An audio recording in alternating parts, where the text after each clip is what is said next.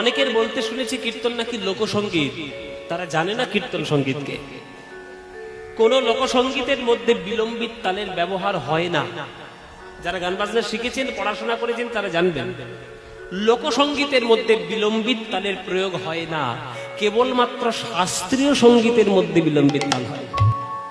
সেটা দক্ষিণ ভারতের শাস্ত্রীয় সঙ্গীত, উত্তর ভারতীয় শাস্ত্রীয় সঙ্গীত আর আমাদের বাংলার কীর্তনের মধ্যে একমাত্র আছে।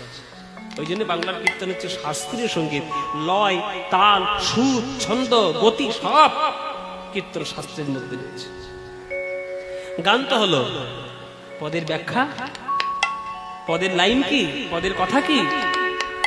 চিকন কালিয়া রূপ মরমে লাগিল, ধরনে না যায় মোর হিয়া।